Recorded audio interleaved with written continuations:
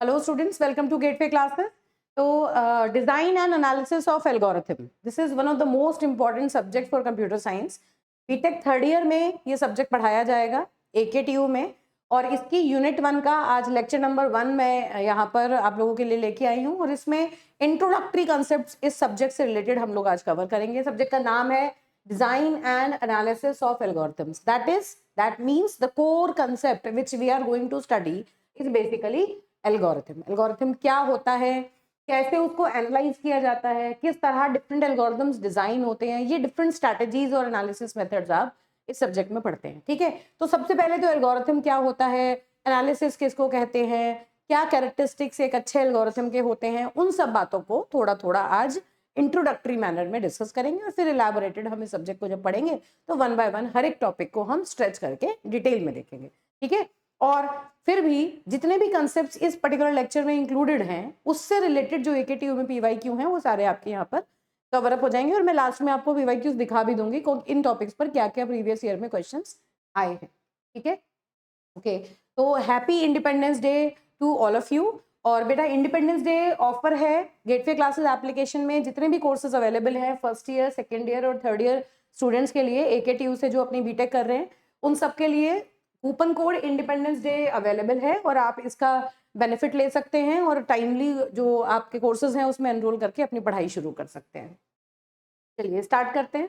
तो सबसे पहले तो किसी भी सब्जेक्ट को पढ़ने के लिए आपको ये जानना जरूरी होता है कि उस सब्जेक्ट का मतलब क्या है, why are we studying that subject, है ना। तो यहाँ design and analysis of algorithms क्यों पढ़ रहे हैं, सबसे पहले तो ये समझना है। ठीक, तो इसे समझने के लिए पहले ये समझना पड़ेगा एल्गोरिथम क्या होता है, समझना पड़ेगा डिजाइन से क्या मतलब है, फिर समझना पड़ेगा एनालिसिस का क्या मतलब है, तब समझेंगे कि हम डिजाइन एनालिसिस एल्गोरिथम्स का क्यों करना चाहते हैं। ठीक है, तो सबसे पहले एल्गोरिथम की बात करते हो। अच्छा देखो, सिंपल सिंपल सी बात है, अभी तक हम पढ़ के भी आए हैं एल्गोरिथम क्या होता है। एल्गोरिथम क्या है, एल्गोरिथम बेसिकली आपको कोई भी मैथमेटिकल प्रॉब्लम दी, या देखो रियल वर्ल्ड प्रॉब्लम आपको कोई दे, कंप्यूटेशनल प्रॉब्लम दे जिसका आप रिजल्ट कैलकुलेट कर सकते हैं। ठीक है, उस प्रॉब्लम का स्टेप बाय स्टेप आप पेन पेपर पर एक सॉल्यूशन बना दें अगर अपनी लैंग्वेज में लिख के, तो that particular solution is called as algorithm to solve that particular problem, है ना। अब थर्ड ईयर के स्टूडेंट्स हैं, ये तो हमें पता है कि प्रोग्रामिंग लैंग्वेज क्या होती है। प्रोग्रामिंग लैंग्वेज क्या है, वो लैंग्वेज जो एक पर्टिकुलर सिंटेक्स कैरी करती है, जिसकी हेल्प से हम जो इंस्ट्रक्शंस लिखते हैं, वो जो इंस्ट्रक्शन है वो कोड करके हम कंप्यूटर को दे देते हैं, और सिस्टम उन्हें इंटरप्रेट करके समझ लेता है, डिकोड कर लेता है, और उसके हिसाब से सारे ऑपरेशंस कैरी आउट कर दिए जाते हैं। ठीक है, तो एल्गोरिथम कहाँ पर आता है, एल्गोरिथम प्रोग्रामिंग से पहले आता है, जहां पर आपको प्रॉब्लम डेफिनेशन मिलती है, आप उसका सॉल्यूशन डिजाइन करते हैं, step by step solution design करते हैं before implementing that problem solution. Implementation से पहले जो आप काम करते हैं दैट इज एल्गोरिथम, है ना। तो अब ये डिजाइन जरूरत क्या है, मेन इंपॉर्टेंट बात क्या है, देखो दो तरीके हो सकते थे, या तो आपको किसी ने कोई प्रॉब्लम बताई, आप सबसे पहले क्या करें, अपने सिस्टम पे बैठ जाएं, आपने प्रोग्राम बनाना शुरू कर दिया, सिस्टम को इंस्ट्रक्शन देनी शुरू कर दी कि इस प्रॉब्लम को आप ऐसे सॉल्व करिए, ऐसे सॉल्व करिए, ऐसे सॉल्व करिए, है ना। काफी टाइम आपको लग जाएगा, आप बार बार उसे कंपाइल करेंगे, प्रोग्राम को रन करेंगे, एग्जीक्यूट करेंगे, देखेंगे रिजल्ट क्या आया, सही नहीं आया तो फिर आप चेंजेस करेंगे। एक तरीका तो ये है। तो ये जो अप्रोच है इसमें बेसिकली क्या है, हम कर क्या रहे हैं कि प्रॉब्लम का डायरेक्टली हम एक प्रोग्राम बना रहे हैं, और उस प्रोग्राम को हम देख रहे हैं कि वो करेक्ट रिजल्ट प्रोड्यूस कर रहा है या नहीं कर रहा। लेकिन ये जो पूरा प्रोसेस है जिसमें हम सॉल्यूशन बना रहे हैं, इस प्रोसेस में हम कंप्यूटर है हमारा, उसके रिसोर्सेज को यूज कर रहे हैं, है ना। वो रिसोर्सेज हम यूटिलाइज कर रहे हैं, और उसके बाद भी फ्रूटफुल रिजल्ट हो सकता है एक बार में हमारा ना आए। तो बेटर अप्रोच क्या कहती है कि आप इतने सारे रियल टाइम रिसोर्सेज को यूज करे बिना सबसे पहला काम क्या करो कि आप पेन पेपर पर उस प्रॉब्लम का एक सॉल्यूशन बना, सबसे पहले पेन पेपर लो और उस प्रॉब्लम का स्टेप बाय स्टेप एक सॉल्यूशन बना लो। फिर वो जो आपने सॉल्यूशन बनाया उस सॉल्यूशन को एनालाइज करो। एनालाइज करने का क्या मतलब है कि डिफरेंट डिफरेंट टाइप की वैल्यूज उसको दो एज इनपुट, और फिर देखो कि किस तरह का उसका बिहेवियर है। मतलब एक जो आपने एल्गोरिथम डिजाइन किया, जो सॉल्यूशन आपने बनाया, फिर डिफरेंट तरीके से आप उसको टेस्ट करो, अलग अलग वैल्यूज पे उसको टेस्ट करो, कंप्यूटर पे नहीं, अपने आप मैथमेटिकली उसको चेक करके देखो, जिसको कहते हैं ना ड्राई रन करना। ड्राई रन करने का मतलब खुद ही वैल्यूज रख के चेक करके देखो कि किस तरह से ये काम करेगा, कितना, अगर हम इसे एग्जीक्यूट करने लगे तो ये कितना टाइम लेगा इस प्रोसेसर का अप्रोक्सीमेटली। देखो एग्जैक्टली तो हम नहीं बता सकते। अगर आपने कोई प्रोग्राम बना के कंप्यूटर पे चलाया तो कितनी टाइम उसने लिया, कितनी मेमोरी ली, वो तो एग्जैक्ट चीज तो तब पता चलेगी ना। लेकिन हम क्या करेंगे, एल्गोरिथम बना के उसको एनालाइज कर सकते हैं। अगर हमें 4-5 तरीके से हमने किसी प्रॉब्लम को सॉल्व कर लिया, तो उन 4-5 तरीकों को हमें खुद एनालाइज करना समझ में आना चाहिए कि इन 4-5 मेथड्स में से बेस्ट कौन सा है ना। तो जो भी एनालिसिस हमने किया उसमें हमने किसी रिसोर्स का यूज नहीं किया, अपने आप एनालाइज किया, और जो बेस्ट ऑप्शन हमें मिला उस बेस्ट ऑप्शन को हमने एक पर्टिकुलर प्रोग्रामिंग लैंग्वेज के साथ यूज करके इंप्लीमेंट कर दिया और उसे हमने सिस्टम पे चला दिया। ठीक है, तो सबसे पहला क्या मतलब हुआ, डिजाइन का मतलब क्या हुआ, एल्गोरिथम डिजाइन। एल्गोरिथम को लिखने का तरीका, डिफरेंट डिफरेंट स्ट्रैटेजीज होती हैं जिनको यूज करके हम एल्गोरिथम्स बना सकते हैं। तो दो strategies combine to make algorithm design. दूसरा analysis, once you are done with the algorithm you have to analyse that algorithm, that either this algorithm, like whether this particular algorithm is performing good or not, this particular input is there, एक आपने input दिया, उस input पर वो ठीक से काम कर रहा है या नहीं कर रहा है ना। अगर हम इनपुट का साइज बढ़ा रहे हैं तो ऐसा तो नहीं है कि एल्गोरिथम बहुत बड़ा हो जाता है या एल्गोरिथम को बहुत टाइम लग रहा है रिजल्ट देने में। तो this is how on multiple parameters, बहुत सारे पैरामीटर पे हम एल्गोरिथम्स को एनालाइज करते हैं कि वो कितना टाइम ले रहा है, कितनी मेमोरी ऑक्यूपाई करेगा अगर हम उसे इंप्लीमेंट करेंगे। तो जो बेसिक हमारा जो टारगेट है वो क्या है कि जब हमें कोई कंप्यूटेशनल प्रॉब्लम मिलेगी, उस कंप्यूटेशनल प्रॉब्लम को सॉल्व करने के लिए, कंप्यूटर से उसे सॉल्व करवाने के लिए हम पहले एल्गोरिथम को डिजाइन करेंगे। उस डिजाइन डिफरेंट स्ट्रैटेजीज पढ़ेंगे, एल्गोरिथम को डिजाइन करने के डिफरेंट तरीके क्या होते हैं वो जानेंगे, और साथ में डिफरेंट डिफरेंट एल्गोरिथम, अगर मान लो एक प्रॉब्लम के हमने 10 सॉल्यूशन बना लिए, 10 एल्गोरिथम्स बना लिए, तो उन 10 एल्गोरिथम्स में से बेस्ट कौन सा है उसको चूज करना सीखेंगे। और उसके बाद जब when we are able to pick the best one, then that best one will be implemented using some programming language and it will become a program that will be executed on your system. This is how we are going to do this. ठीक है, तो सबसे पहली बात क्या हुई कि algorithms क्या होते हैं, first design then implement policy. बहुत बिल्कुल शॉर्ट में लिखा है ना। क्यों? क्योंकि ये डायरेक्टली एग्जाम में ऐसे नहीं पूछा जाएगा, आपको उसकी अंडरस्टैंडिंग होनी जरूरी है। किसी भी सब्जेक्ट को पढ़ने के लिए आपको ये पता होना चाहिए कि हम क्यों पढ़ रहे हैं और किस तरह से पढ़ रहे हैं। अगर हम उसे लॉजिकली साथ लेके चलें, लॉजिकली पढ़ के समझ के चलें, तो कुछ भी रटने की कोई जरूरत नहीं पड़ेगी और ना ही कुछ डिफिकल्ट लगेगा। ठीक है, ये सब्जेक्ट जनरली डिफिकल्ट माना जाता है, लेकिन डिफिकल्ट कब है, जब आप इसे आंख बंद करके कहीं से भी कोई भी टॉपिक पढ़ लें। अगर आप स्टार्टिंग से 1 बाय 1 इसकी अंडरस्टैंडिंग बनाते चलेंगे बेसिक से, तो तब आपको प्रॉब्लम नहीं आएगी और आपकी अंडरस्टैंडिंग सब्जेक्ट की डेवलप हो जाएगी। ठीक है बेटा, तो आप सबसे पहले क्या करेंगे, एल्गोरिथम को डिजाइन करने के लिए, क्या कहते हैं, अच्छा एल्गोरिथम बनाने के लिए आप पहले उसको डिजाइन करो, then you are going to implement that algorithm. ये पॉलिसी हमें यूज करनी है। दूसरा, to provide feasible solutions for all types of problems based on efficient complexity, time and space complexity। ये दो चीजें हैं। किसी भी एल्गोरिथम की एनालिसिस हम दो चीजों के बेस पे करते हैं कि जब हम उस एल्गोरिथम को इंप्लीमेंट करेंगे तो ये इंप्लीमेंटेशन में कितना टाइम लेगा, मतलब सीपीयू का कितना टाइम ये कंज्यूम करेगा, और जितने भी आपने वेरिएबल्स यूज किए, जो भी चीजें आप उसमें कर रहे हैं, भाई नेचुरली कंप्यूटर के ऊपर आप अगर कोई कोड लिख रहे हैं या कोई काम कर रहे हैं तो कंप्यूटर की मेमोरी ऑक्यूपाई करेगा वो कोड। कोई वेरिएबल लिए आपने, कोई एरे बनाया, या जितनी भी डेटा स्ट्रक्चर्स आप यूज कर रहे हैं, those data structures will naturally consume some sort of memory. So how much amount of memory it is taking, that becomes its space complexity. How much time your algorithm is taking to generate the output, it becomes the time complexity of algorithm. So we need to analyze the algorithm based upon the time complexity and the space complexity. अब एक नई यहाँ पर आपको term मिली है, क्या है इसका नाम, feasible solution। क्या मतलब है feasible solution का, किसी भी प्रॉब्लम के, अगर मैं आपको कोई प्रॉब्लम दूं तो उस प्रॉब्लम के बहुत सारे सॉल्यूशंस हो सकते हैं। जैसे कि मैंने आपको कहा कि आप अपने घर से कि मार्केट तक के को चले जाइए, अपने घर से मार्केट तक जाइए, मार्केट में कोई पर्टिकुलर शॉप है, कोई शोरूम है, उस शोरूम तक जाने का रास्ता बता दीजिए। तो फीजिबल ऑप्शंस तो बहुत सारे हैं।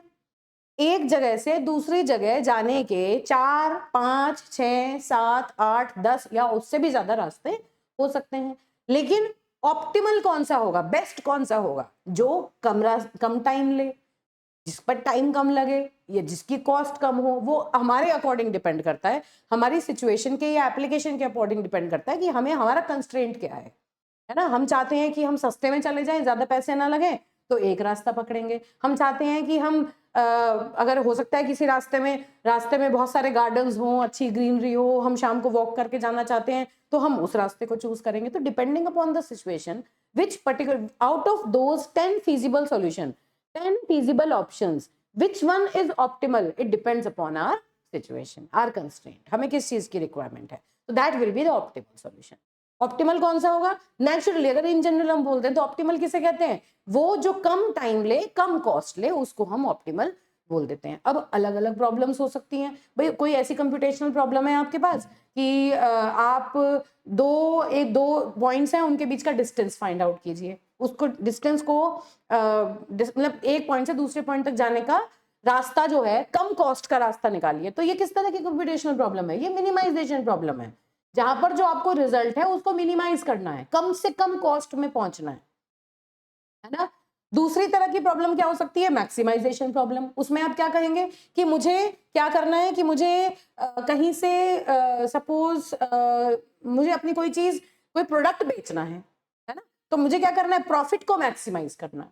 कोई अगर मुझे प्रोडक्ट सेल करना है, किस तरह क्या स्ट्रेटेजी बनाऊं कि जो प्रोडक्ट हो या जो मेरा प्रॉफिट हो वो मैक्सिमाइज हो जाए। तो ये किस तरह की प्रॉब्लम है? ये मैक्सिमाइजेशन प्रॉब्लम है। तो बेसिकली जो कंप्यूटेशनल प्रॉब्लम्स होती हैं, जितनी भी कंप्यूटेशनल प्रॉब्लम्स होती हैं, याद रखना जब भी हम किसी कंप्यूटेशनल प्रॉब्लम की बात करते हैं,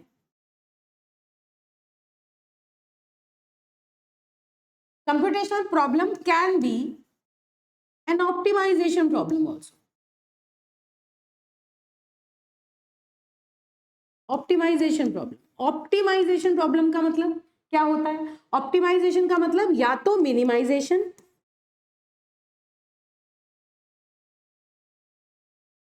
या फिर मैक्सिमाइजेशन। दो तरीके से आप इसको ऑब्जेक्टिव जो है वो आप अचीव कर सकते हो। किस तरह की प्रॉब्लम है? जिसमें आपको कोई चीज, जो ऑब्जेक्टिव फंक्शन है, जो टारगेट है आपका, वो मिनिमाइज करना है या फिर मैक्सिमाइज करना है। अब वो कंप्यूटेशन प्रॉब्लम के ऊपर डिपेंड करता है कि ऑप्टिमल का मतलब क्या है। तो मेरा कहने का मतलब क्या है कि ऑप्टिमल का एक सेट मीनिंग नहीं है, वो प्रॉब्लम के ऊपर डिपेंड करता है कि किस तरह का रिजल्ट आपको चाहिए। जैसे मिनिमम अगर कोई वैल्यू चाहिए तो मिनिमाइजेशन प्रॉब्लम हो गई, अगर मैक्सिमाइज करना है रिजल्ट को तो वो मैक्सिमाइजेशन प्रॉब्लम हो गई।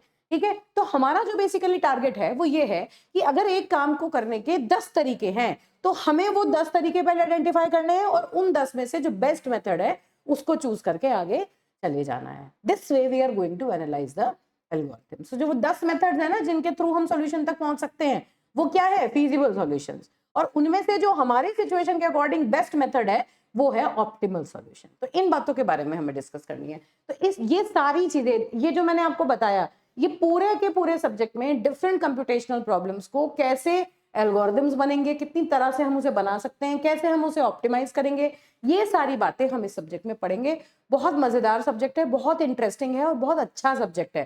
कंप्यूटर साइंस के स्टूडेंट के लिए बहुत इंपॉर्टेंट सब्जेक्ट है क्योंकि कोर है ये। बेसिकली आप ये कहते हैं कि अब चाहे किसी भी ब्रांच में हो, कंप्यूटर साइंस की अब मल्टीपल ब्रांचेस आ गई, मशीन लर्निंग में, डेटा साइंस में, है ना, एआई में, आप किसी में भी चाहे बीटेक कर रहे हैं, लेकिन कोर कंप्यूटर साइंस के जो एल्गोरिथम्स है वो कोर कंप्यूटर साइंस का पार्ट है, वो कहीं नहीं जाएगा। आप किसी भी ब्रांच से पढ़ेंगे ये सब्जेक्ट आपको पढ़ना ही पढ़ना पड़ेगा। और ये कंप्यूटर साइंस के स्टूडेंट की कोर बाइबल जिसे कहते हैं कि ये तो आपको पढ़नी पड़ रही है। ठीक है, most important things that you need to know. चलिए अब एल्गोरिथम की बात करते हैं। Somehow first year second year में ऑलरेडी पढ़ के आए हैं आप, उसी चीज को हल्का सा जिक्र कर देते हैं क्योंकि सब्जेक्ट के नाम में ही एल्गोरिथम है और इसी के ऊपर हमें बात करनी है। क्या है? Algorithm is basically a step by step procedure in a certain order to get the desired output. आपको एक कंप्यूटेशनल प्रॉब्लम दी, उसे आपको सॉल्व करना है, स्टेप बाय स्टेप उस प्रॉब्लम का सॉल्यूशन चाहिए आपको, एक पर्टिकुलर आउटपुट आपको देना है उस एल्गोरिथम से। ठीक है, that step by step solution of that particular computational problem is called as algorithm. ठीक है, now side by side it is independent of underlying languages. मतलब जो पीएल है, मतलब प्रोग्रामिंग लैंग्वेजेस हैं, क्या उनके ऊपर एल्गोरिथम डिपेंड करता है? नहीं, प्रोग्रामिंग लैंग्वेज तो पिक्चर में ही नहीं आती। हम क्या कह रहे हैं, हमें आप प्रॉब्लम बताइए, उस प्रॉब्लम का हम पेन पेपर पे सॉल्यूशन बना के देंगे और फिर अपने सॉल्यूशन को एनालाइज करेंगे। बेटर कर सकते हैं तो बेटर कर देंगे, जो अपनी तरफ से बेस्ट सॉल्यूशन होगा वो आपको देंगे। अब आपको क्या करना है? कंप्यूटर से काम कराना है, तो आप उसे किसी भी प्रोग्रामिंग लैंग्वेज में इंप्लीमेंट कर लो, सी में कर लो, C++ में कर लो, जावा में कर लो, पाइथन में कर लो, जो चाहो प्रोग्रामिंग लैंग्वेज, जो उसके लिए टूल प्रोवाइड करता हो, ऑपरेशंस इंप्लीमेंट करने की फैसिलिटी प्रोवाइड करता हो, उसे आप यूज करो और प्रोग्राम बना लो, इंप्लीमेंट कर लो उसको। ठीक है, तो algorithm is one step before a program. ठीक, इतनी बात समझ में आ जानी चाहिए। Then we come to the characteristics of algorithm, मतलब जब भी आप एल्गोरिथम को डिजाइन करें तो अब किन किन बातों का ध्यान रखें, क्या क्या इंपॉर्टेंट बातें हैं जो एल्गोरिथम को फॉलो करनी है।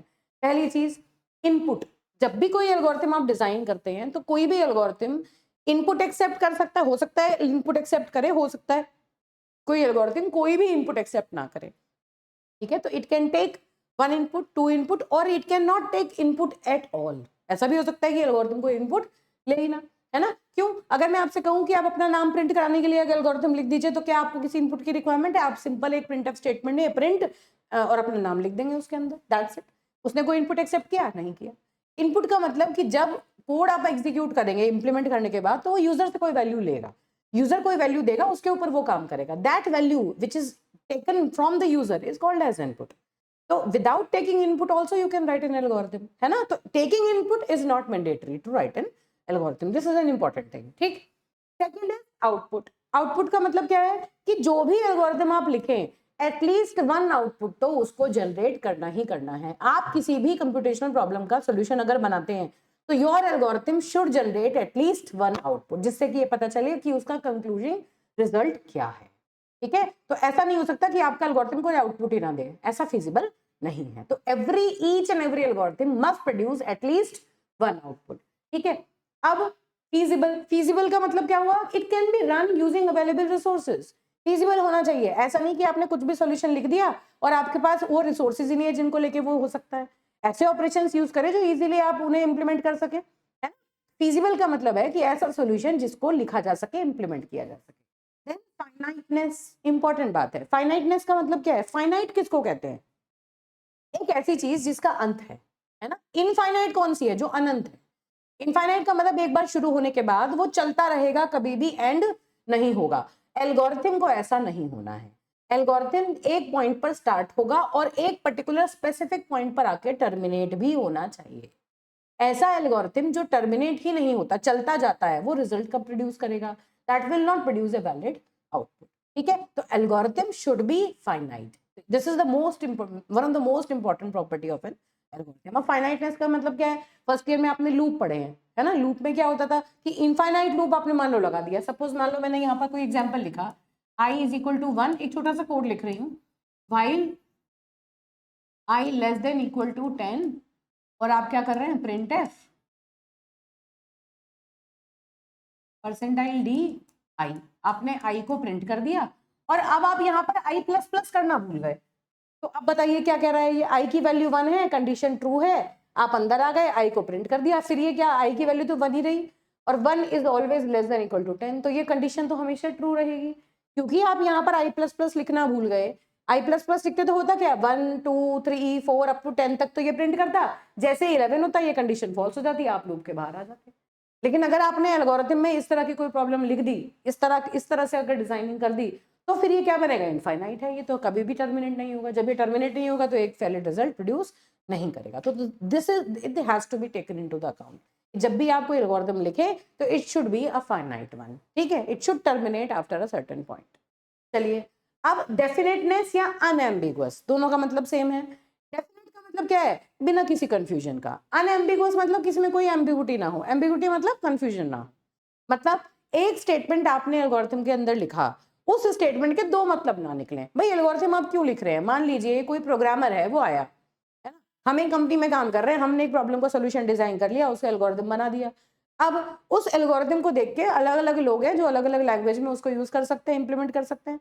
अगर एल्गोरिथम में जो स्टेटमेंट आपने लिखा उसमें कंफ्यूजन है, तो सामने वाले को ये समझ नहीं आएगा कि उसको एक्चुअली करना क्या है। क्या इसका मतलब ये है या इसका मतलब ये है? मतलब एक ही बात के अगर 2 मीनिंग निकल रहे हैं तो नेचुरली उसमें कंफ्यूजन होगा कि इसको हम कैसे इंप्लीमेंट करेंगे, ठीक है। तो अनएम्बिग्विटी या डेफिनेटनेस का मतलब है कि जो भी ऑपरेशंस या जो भी इंस्ट्रक्शंस आपने लिखे वो कंफ्यूजन वाले नहीं होने चाहिए, उनका एक ही मतलब निकले। जैसे कि एक एग्जांपल देखो, जैसे मान लो हमने यहाँ पे एक एल्गोरिथम लिखा 2 नंबर को ऐड करने के लिए। यहाँ क्या कह रहे हैं? फर्स्ट स्टेप है स्टार्ट, दूसरा है इनपुट ए एंड बी, ए और बी 2 नंबर को इनपुट करा लो, फिर उस sum is equal to A plus B, मतलब ए और बी दोनों को ऐड करके इसका सम कैलकुलेट करो, प्रिंट कर दो सम को और एंड कर दो। समझ में आ रहा है? अगर मैं यहाँ से ये सम हटा दूं और कहूँ प्रिंट, तो प्रिंट का क्या मतलब है? क्या प्रिंट करना है? ये समझ में आ रहा है? प्रिंट करना है ए को, प्रिंट करना है बी को, या प्रिंट करना है सम को? नहीं। अब इसमें एम्बिग्यूटी है, कंफ्यूजन है। है ना, क्योंकि इसमें क्लैरिटी नहीं है कि किस चीज को प्रिंट करना है। तो इस बात के बारे में हम बात कर रहे हैं कि एल्गोरिथम जो होता है उसको डेफिनेट या अनएम्बिगुअस होना जरूरी है, जिससे कि कोई भी कंफ्यूजन ये क्रिएट ना करे, हर एक इंस्ट्रक्शन के एक सिंगल मीनिंग हो जिसके हिसाब से हम काम करें। इफेक्टिवनेस का मतलब क्या है? इफेक्टिवनेस का मतलब ये है कि जो भी इंस्ट्रक्शंस आपने एल्गोरिथम के अंदर लिखी हैं वो इतनी सिंपल और फीजिबल हो। सिंपल और फीजिबल का मतलब इजी इजी सी इंस्ट्रक्शन है कि आपने पेन पेपर पे उन इंस्ट्रक्शन को खुद ही एनालाइज करके देख लिया कि कैसा ये एल्गोरिथम चलेगा, इसकी परफॉर्मेंस कैसी रहेगी, बिना इम्प्लीमेंट करे भी कोई एल्गोरिथम को देख के उसको एनालाइज कर सके। इतने सिंपल ऑपरेशन उसमें होने चाहिए। ऐसा नहीं कि पता क्या क्या कॉम्प्लेक्स ऑपरेशन आपने यूज कर लिए और उसको पेन पेपर पे आप चेक भी नहीं कर पा रहे हैं कि ये अच्छा चलेगा या नहीं। तो आप अगर ऐसा नहीं कर पाएंगे तो आप उसे एनालाइज कैसे करेंगे, है ना। तो इसलिए इफेक्टिव एल्गोरिथम वो है जिसमें बेसिक और फिजिबल ऑपरेशंस यूज करके ही आप प्रॉब्लम को सॉल्व करते हैं। डिटर्मिनिस्टिक का मतलब क्या होता है? डिटर्मिनिस्टिक और नॉन डिटर्मिनिस्टिक दो वर्ड्स होते हैं, जनरली सुने हैं हमने। नॉन डिटर्मिनिस्टिक कौन से? जिनका कोई भरोसा ही नहीं है। डिटर्मिनिस्टिक मतलब भरोसेमंद, है ना।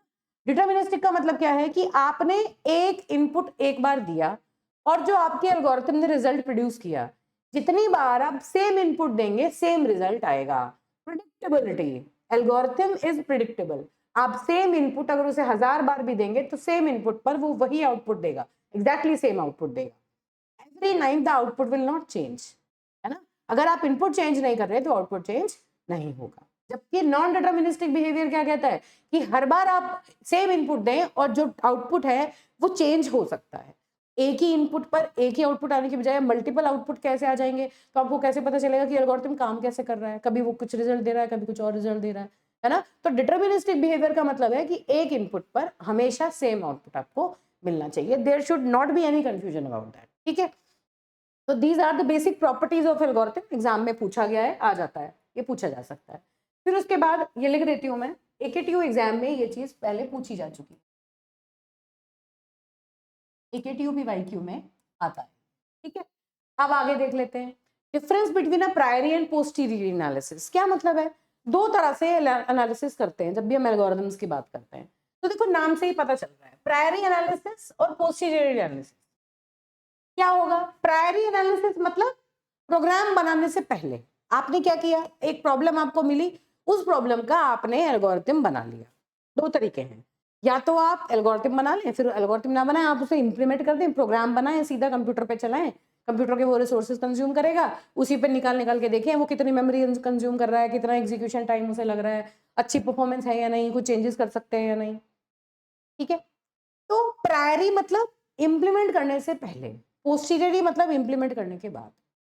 मतलब आप सिस्टम पर किसी भी सॉल्यूशन को चला रहे हैं उससे पहले जो एनालिसिस आपने किया, मतलब इंप्लीमेंट करने से पहले जो पेन पेपर पर आपने एल्गोरिथम बनाया, आपके उसके ऊपर जो आप एनालिसिस कर रहे हैं, that analysis is priori analysis. और once that analysis is done, उसके बाद आप सब कुछ खत्म करके इंप्लीमेंट कर रहे हैं उस कोड को, उसके बाद आप सिस्टम पे रिजल्ट्स देख रहे हैं, सिस्टम पे एनालिसिस कर रहे हैं, that analysis is called as posterior analysis. बहुत सीधी बात है, इसमें बहुत लंबे चौड़े डिस्कशन की रिक्वायरमेंट नहीं है, ठीक है। अब एग्जीक्यूशन से पहले, एल्गोरिथम को फाइनली एग्जीक्यूट करने से पहले जो उस एल्गोरिथम को एनालाइज किया जाता है उसको प्रायरी एनालिसिस कहते हैं। ये एग्जीक्यूशन के बाद, मतलब इंप्लीमेंट करके एग्जीक्यूशन के बाद आप उसे एनालाइज कर रहे हैं, दैट इज पोस्टीरियर एनालिसिस। ये किसी प्रोग्रामिंग लैंग्वेज या हार्डवेयर पे डिपेंडेंट होगा क्या? नहीं, जब हम इसका प्रोग्राम ही नहीं बना रहे उससे पहले एनालिसिस कर रहे हैं, तो ये किसी हार्डवेयर पर या प्रोग्रामिंग लैंग्वेज पर डिपेंडेंट कैसे हो सकता है? ये होगा नेचुरली। क्यों? क्योंकि जब आपने एल्गोरिथम्स को किसी प्रोग्रामिंग लैंग्वेज के कंस्ट्रक्ट्स यूज करके उसको उसका प्रोग्राम बनाया, उस प्रोग्राम को आप चला रहे हैं, तो उसमें तो बहुत सारे फैक्टर है जो उसे अफेक्ट कर सकते हैं। तो it will depend upon the programming language and on the hardware of the machine on which you are running that program, ठीक है। तो ये दोनों चीजों के ऊपर डिपेंडेंट होगा नेचुरली। अगर मशीन की कॉन्फ़िगरेशन बहुत अच्छी नहीं है, स्लो मशीन है, तो ज्यादा टाइम लेगा, अगर फास्ट मशीन है तो कम टाइम लेगा, हार्डवेयर के ऊपर डिपेंड करेगा, है ना। या प्रोग्रामिंग लैंग्वेज के कंस्ट्रक्ट्स आपने कौन से यूज किए हैं, ऐसे कंस्ट्रक्ट जो जल्दी आउटपुट देते हैं, जल्दी रिजल्ट प्रोड्यूस करते हैं, आपने वो यूज किए हैं तो अच्छा परफॉर्म करेगा। और आपने लूज कंसेप्ट यूज किए हैं, बहुत सारी इंस्ट्रक्शंस लिख दी हैं, तो ज्यादा टाइम कंज्यूम करेगा। तो it will also depend upon the programming language, ठीक है। अब ये जो प्रायरी एनालिसिस है, क्या ये एग्जैक्ट आंसर दे सकता है? अगर मैं आपसे कहूँ कि एक एल्गोरिथम है, ये बता दो जरा कि ये जो एल्गोरिथम है अगर हम इसे रन करें अप्रोक्सीमेटली कितना टाइम ले लेगा, आप अप्रोक्सीमेट आंसर बताएंगे। एग्जैक्ट का पता चलेगा जब आप उसे एक्चुअली कंप्यूटर के ऊपर इंप्लीमेंट करेंगे। तो जो प्रायरी एनालिसिस होता है वो अप्रोक्सीमेट रिजल्ट्स देता है ना, अंदाजे से बताता है कि हाँ ऐसा सा कुछ होगा, ठीक है भाई, हम क्या कहेंगे कि जो भी रिजल्ट आएगा ना वो n स्क्वायर के आसपास आएगा, 2n square, 3n square, 4n square, अब कुछ भी रख सकते हो, उसकी जो टर्म होगी, पॉलिनोमियल टर्म जो होगी वो n स्क्वायर होगी। तो such kind of answers it will give, हम इतना अप्रोक्सीमेशन आपको बता सकते हैं, जबकि एक्चुअली अगर वो सिस्टम पे रन करोगे तो एग्जैक्ट आंसर आपको पता चल जाएगा। अब पोस्टीरियर एनालिसिस से ये चीपर है, क्यों? क्योंकि रियल टाइम रिसोर्सेज तो ये यूज ही नहीं कर रहा, ये कॉस्टली है क्योंकि ये सारे रिसोर्सेज कंज्यूम करेगा। इसमें कोई मेंटेनेंस फेज की रिक्वायरमेंट नहीं है, एक बार आपने एल्गोरिथम डिजाइन कर दिया हो जाता है। जब आप प्रोग्राम की में बात करते हैं और प्रोग्राम को इम्प्लीमेंट करते हैं तो उस प्रोग्राम में कुछ फर्दर मॉडिफिकेशंस करने हैं तो आप यहाँ पर कर सकते हैं। तो there is a requirement for maintenance phase in the posterior analysis. तो ये दो तरह के एनालिसिस हैं, एग्जाम में कोई पूछे तो बहुत ईजी है, आप इन्हें ईजिली बता सकते हैं। अब आ जाते हैं मेन इंपॉर्टेंट बात पर कि जब भी, अब क्या बात कर रहे हैं, एल्गोरिथम क्या होता है, डिजाइन क्या मतलब है, एल्गोरिथम क्यों बनाते हैं, एल्गोरिथम की क्या कैरेक्टरिस्टिक्स हैं, ये बातें समझ में आ गई हमें। अब हम ये देखेंगे कि हम कैसे एनालाइज करें कि एल्गोरिथम की परफॉर्मेंस कैसी है। बहुत सारे फैक्टर्स हैं जो एक एक करके पढ़ेंगे, थोड़ा थोड़ा पहले इस लेक्चर में इसकी अंडरस्टैंडिंग बनाते हैं, ठीक है। तो दो तरह की दो बातें हैं जो कि किसी भी एल्गोरिथम की परफॉर्मेंस को जज करने में हम यूज करेंगे, टाइम कॉम्प्लेक्सिटी और स्पेस कॉम्प्लेक्सिटी। ऑलरेडी मैंने बता दिया। टाइम कॉम्प्लेक्सिटी का मतलब क्या है कि जब आप इस एल्गोरिथम को प्रोग्राम बना के एग्जीक्यूट करेंगे तो ये कितना सीपीयू टाइम लेगा, that is the time complexity of this algorithm. Space complexity का मतलब जब आप इसे इंप्लीमेंट करेंगे तो मेमोरी कितनी ऑक्यूपाई करेगा, आप इसमें कुछ वेरिएबल्स यूज करेंगे, कुछ वैल्यूज डालेंगे, हो सकता है कोई डेटा स्ट्रक्चर्स भी आप यूज करें, एरे यूज करें, स्टैक यूज करें, क्यू यूज करें, लिंक लिस्ट यूज करें, पढ़ रखे हैं आपने सेकंड ईयर में। वो सारी की जो जो चीजें आप यूज करते हैं, जितने भी वेरिएबल, जितने भी वैल्यूज आप यूज कर रहे हैं, कहीं ना कहीं जाके मेमोरी में स्टोर होंगी। तो जब ये प्रोग्राम, और नेचुरली ये पूरा प्रोग्राम भी मेमोरी में आके बैठेगा, तो how much space it is going to consume in the computer's memory, that leads to space complexity of the algorithm. ठीक है, तो ये दो पैरामीटर्स हैं जिसके ऊपर हम किसी भी एल्गोरिथम की परफॉर्मेंस को जज करते हैं। और ये जो टाइम और स्पेस कॉम्प्लेक्सिटी होती हैं, ये बेसिकली फंक्शन की फॉर्म में हम देखेंगे, है ना। और किस चीज का function? Function of input. Input value, जैसे मान लो हम अगर एरे पे काम कर रहे हैं, अब देखो इस बात को ध्यान से समझना। मान लीजिए मैंने कोई एरे बनाया, है ना, 8 3 4 5 6 9। अब ये 1 2 3 4 5 6, अगर मैं कहूं कि ये 6 एलिमेंट का एरे है ना, एक एरे है, 6 एलिमेंट्स का एरे है, तो अब इसमें n की वैल्यू कितनी है? 6, मतलब नंबर ऑफ एलिमेंट्स कितने हैं? 6 हैं। अगर मुझे इस एरे को सॉर्ट करना है, सॉर्ट करने का मतलब मुझे या तो इसे असेंडिंग ऑर्डर में या डिसेंडिंग ऑर्डर में अरेंज करना है ना, तो मुझे कितने एलिमेंट्स के ऊपर काम करना है? n नंबर ऑफ एलिमेंट्स के ऊपर मुझे काम करना है। या मान लो, चलो सॉर्टिंग छोड़ो, और सिंपल एग्जांपल लो, लीनियर सर्च करना है मुझे परफॉर्म। लीनियर सर्च का मतलब मुझे किसी एक पर्टिकुलर एलिमेंट को आइडेंटिफाई करना है कि वो इस एरे में एग्जिस्ट करता है या नहीं। तो वर्स्ट केस में क्या होगा कि मुझे जितने भी एलिमेंट्स हैं उन सब में एक एक करके सबसे कंपेयर करना पड़ेगा मुझे। पहले इससे देखेंगे, मान लीजिए मुझे 10 को फाइंड आउट करना है इसमें है या नहीं। क्या इसमें 10 है? नहीं है। इसमें है? नहीं है, नहीं है, नहीं है, नहीं है, नहीं है, नहीं है। मतलब सारे एलिमेंट से 1 बाय 1 मैंने चेक किया। तो इनपुट का साइज कितना है? 6, है ना। तो वर्स्ट केस में मुझे कितने नंबर ऑफ कंपैरिजन करने पड़े? 6 करने पड़े, 6 नंबर ऑफ कंपैरिजन करने पड़े। अगर मेरे पास एरे का साइज 100 होता तो 100 कंपैरिजन करने पड़ जाते, 1000 होता तो 1000 करने पड़ जाते। तो इसका मतलब ये जो हम नंबर ऑफ कंपैरिजन की बात कर रहे हैं, बेसिकली हम क्या कहते हैं कि टाइम कॉम्प्लेक्सिटी जब तक हम इंप्लीमेंट नहीं करेंगे उससे पहले हम निकालेंगे कैसे, है ना। तो निकालने का तरीका क्या है कि आपने जो एल्गोरिथम लिखा, हम ये मान के चलते हैं कि जो बेसिक इंस्ट्रक्शंस उसमें होती हैं वो तो 1 यूनिट ऑफ टाइम लेती हैं। हम डिफाइन नहीं करते कितना, 1 2 3 4 हमारे लिए 1 है, जो वैल्यू चेंज नहीं हो सकती। कांस्टेंट जो है वो हमारे लिए, उसे हम 1 से डिनोट कर देते हैं। कांस्टेंट से हमें फर्क नहीं पड़ता, आप कोई भी चीज इंक्रीज डिक्रीज करोगे, कांस्टेंट में कोई चेंज नहीं, है ना। तो किस चीज के ऊपर डिपेंड करता है? साइज ऑफ इनपुट के ऊपर डिपेंड करता है, कितना ऑपरेशन आपको करने पड़ेंगे। तो जनरली हम क्या करते हैं, टाइम और स्पेस दोनों कॉम्प्लेक्सिटीज को एक फंक्शन की फॉर्म में रिप्रेजेंट करते हैं, और वो फंक्शन किसके ऊपर बेस्ड होता है? इनपुट के ऊपर बेस्ड होता है। आप इनपुट का साइज कितना है, जितना इनपुट का साइज ज्यादा होता है उसके हिसाब से किस तरह ग्रो कर रहा है टाइम, कितना ग्रो कर रहा है स्पेस, इस चीज को हम एनालाइज करने की कोशिश करते हैं। ठीक है, तो इनपुट साइज का मतलब मुझे लगता है समझ आ गया होगा। अगर मैं इसको n को 1000 लूं तो उतना ही बड़ा इनपुट है, छोटा ले लूं तो कम इनपुट है। तो टाइम कॉम्प्लेक्सिटी डिफाइन किसके ऊपर करते हैं? इनपुट साइज के ऊपर, क्योंकि हमें एक्चुअली तो पता नहीं कि हम इंप्लीमेंट तो कर नहीं रहे, है ना। तो एक बेस हमें बनाना पड़ेगा कि इस बेस के ऊपर हम काम करेंगे। तो वो बेस क्या है? Input size. कि कितने बड़ी प्रॉब्लम साइज है, प्रॉब्लम साइज देखेंगे, उसके हिसाब से हम देखेंगे कि वो प्रॉब्लम को सॉल्व करने में कितना टाइम हमें। ठीक है, अब तो अब बेसिकली नंबर ऑफ ऑपरेशंस की बात यहाँ पर कर रहे हैं। ये ग्राफ देखो ध्यान से, ये है number of operations, these are number of operations and these are elements, elements और यू में से एन, नंबर ऑफ एलिमेंट्स। ठीक है, अब इस बात के बारे में कैसे कहोगे कि डिफरेंट डिफरेंट, ये देखो order of 1, order of log n, order of n, order of n log n, n square, 2 raise to power n, factorial n, अलग अलग टाइप के टाइम फंक्शंस हैं ये।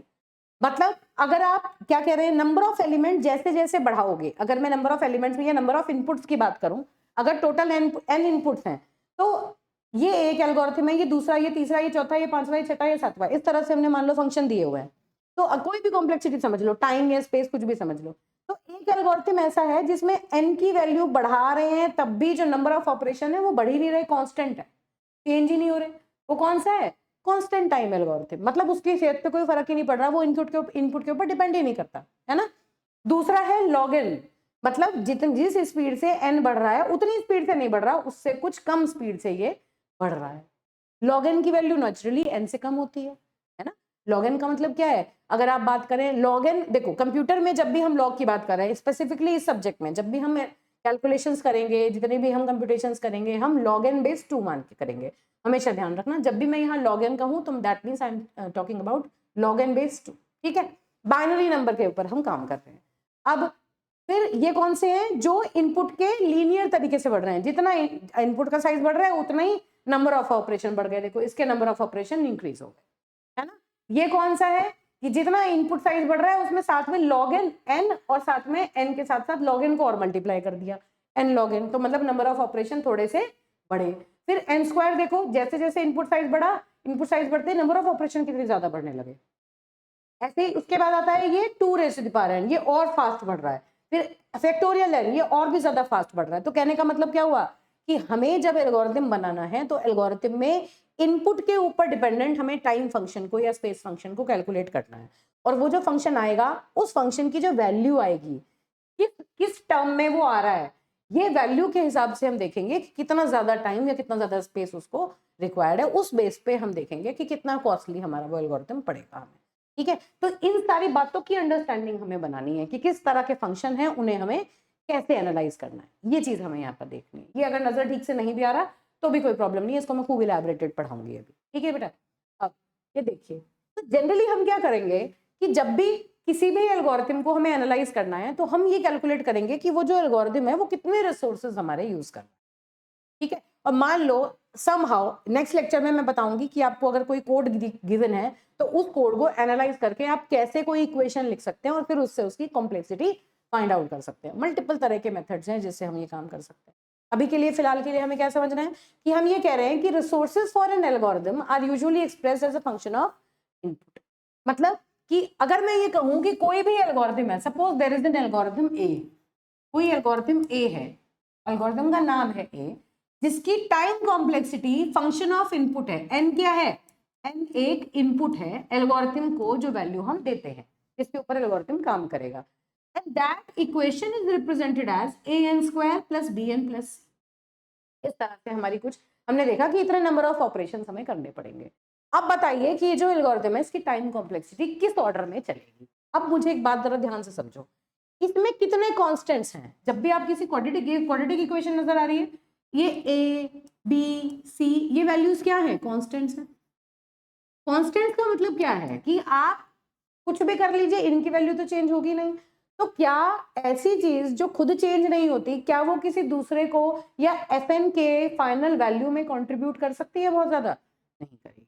कौन सी इन तीनों में से, ये जो तीनों वैल्यूज या तीनों टर्म आपको दिए हुए हैं, इन तीनों टर्म में से सबसे कम कौन कंट्रीब्यूट करेगा फाइनल वैल्यू में? सी, क्योंकि एन की वैल्यू आप बढ़ाते जाओ बढ़ाते जाओ बढ़ाते जाओ लार्ज लार्ज इनपुट पर, बहुत बड़े बड़े प्रॉब्लम्स पर अगर मैं बात करूं तो सबसे ज्यादा कौन सा टर्म ग्रो करेगा? सी तो ग्रो ही नहीं करेगा, कांस्टेंट है ना। चलो अगर मैंने A N square plus B N plus C लिखा सपोज, तो मैंने कहा F N is equal to A N square plus B N plus सी।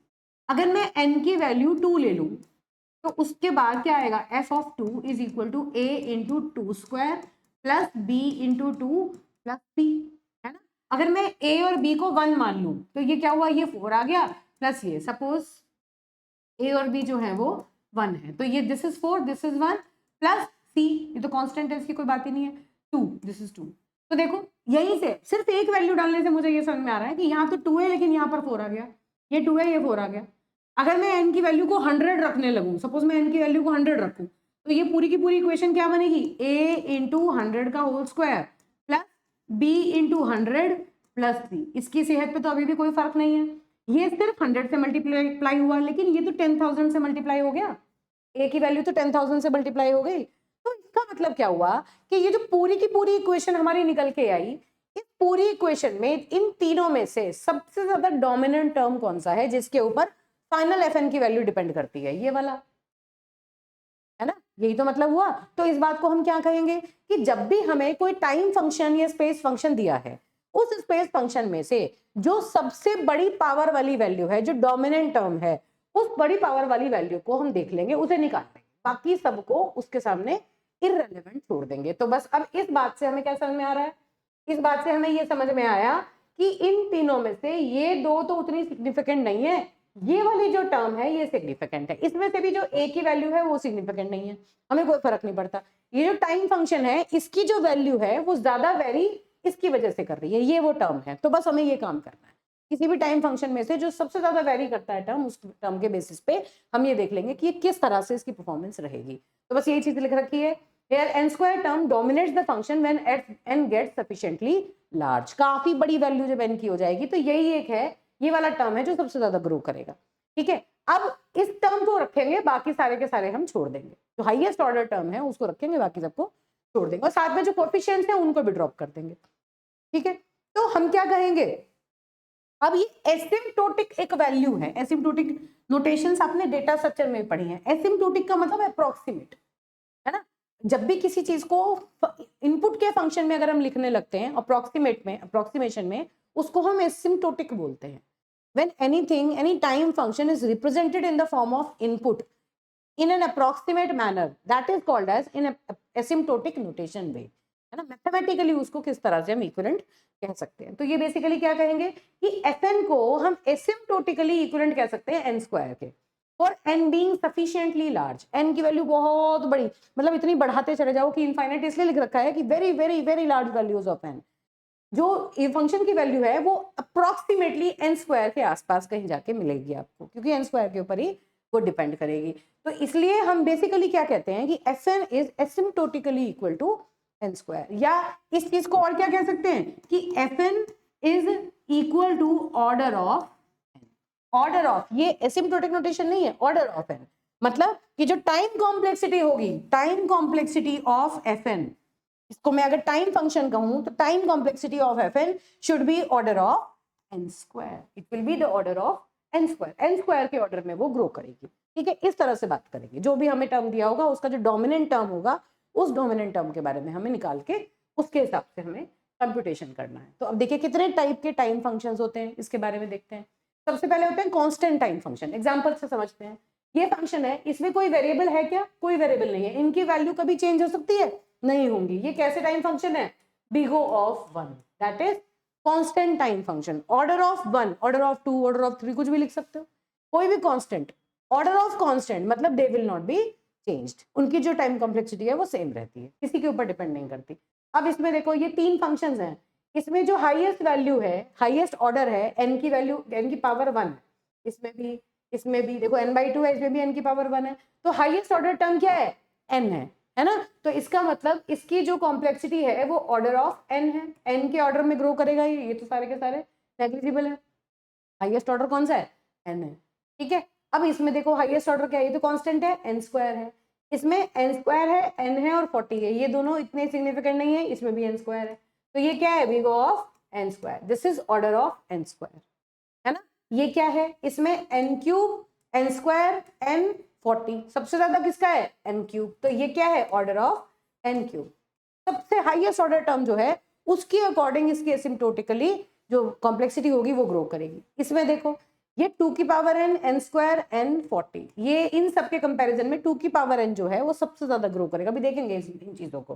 तो this is big O of 2 raise to the power n। इस तरह से algorithms के time function हम डिपेंड करते हैं। अब देखिए तो कांस्टेंट टाइम फंक्शन कौन से हो गए जिसकी मैंने बात की, O1। लॉगरिथमिक कौन से हैं, जो लॉगन के ऑर्डर में ग्रो करते हैं, ठीक है। लीनियर कौन से हैं जो इस तरह n की पावर 1, क्वाड्रेटिक कौन से हैं जो big O of n square की फॉर्म में ग्रो करते हैं, क्यूबिक कौन से हैं जो big O of n cube की फॉर्म में ग्रो करते हैं, एक्सपोनेंशियल कौन से हैं जो 2 raise to the power n की फॉर्म में ग्रो करते हैं, big O of 2 raise to the power n, ठीक है। और ये जो आपके लीनियर, क्वाड्रेटिक और क्यूबिक हैं, इनको हम पॉलिनोमियल टाइम फंक्शंस भी कहते हैं।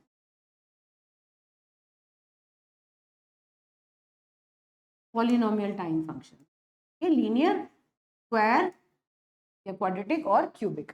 और ये जो है इसको हम एक्सपोनेंशियल टाइम फंक्शन,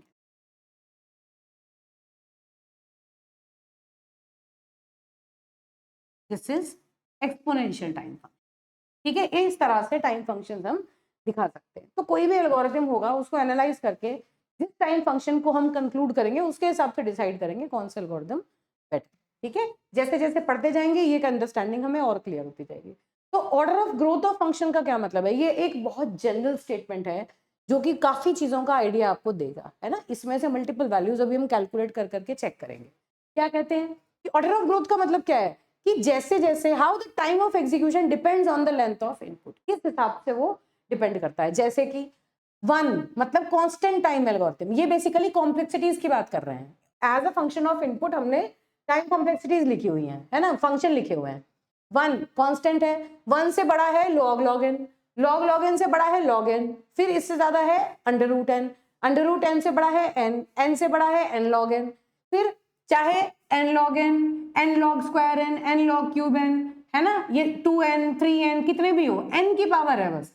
उसके बाद log n मल्टीप्लाई कर दिया, फिर जैसे ही n की पावर 2 होगी वो इससे बड़ा होगा, फिर n क्यूब होगा वो इससे बड़ा होगा, फिर n की पावर 1000 भी अगर आ गया तो वो भी इसके बीच में आएगा। मान लो n की पावर 1000 है तो वो भी 2 रेज़ टू द पावर से कम, n से कम होगा। कब?